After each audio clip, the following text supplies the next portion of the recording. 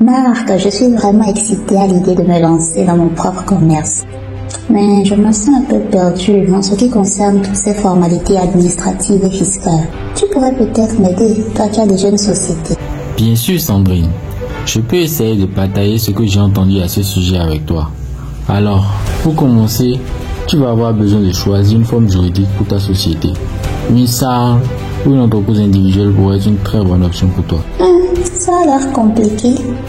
Et toi, comment as-tu fait pour choisir? Eh bien, j'ai opté pour une SARL car je voulais partager les responsabilités avec mes associés tout en limitant ma responsabilité financière.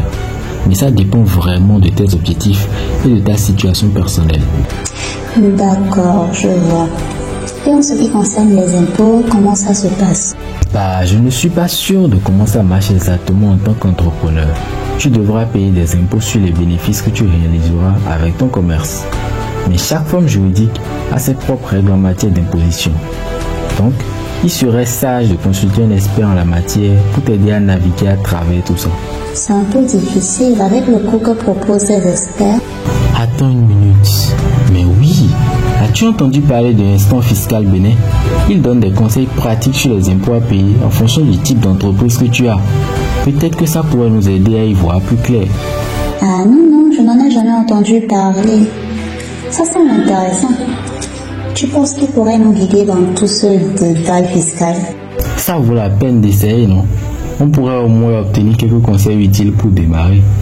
Tu as raison, Marc. Merci d'avoir pensé à ça. Allons voir ce que Instant Fiscal Bénin peut nous offrir comme assistance. Bonjour à tous, je suis ici aujourd'hui pour répondre aux questions fiscales de deux amis, Sandrine et Marc, sur notre chaîne Instant Fiscal Bénin. Choisir la bonne forme de société est crucial, mais comprendre ses obligations fiscales l'est tout autant. Si Sandrine opte pour une entreprise individuelle, elle sera soumise à deux régimes différents en fonction de son chiffre d'affaires annuel. Il faut comprendre par chiffre d'affaires annuel l'ensemble des recettes effectuées sur une année civile, c'est-à-dire de janvier à décembre.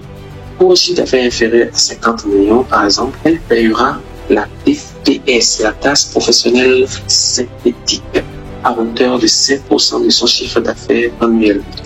Mais si son chiffre d'affaires dépasse 50 millions, elle sera soumise à l'impôt sur les bénéfices d'affaires, IBA, à hauteur de 30% de son bénéfice annuel. Donc, ce taux d'imposition est réduit avec 5% pour les établissements d'enseignement privés.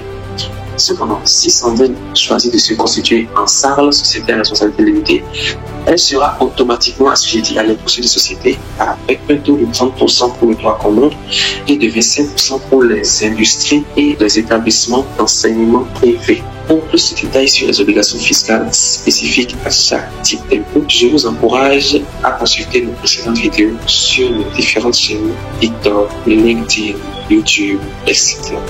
N'hésitez pas à nous contacter pour toute assistance personnelle.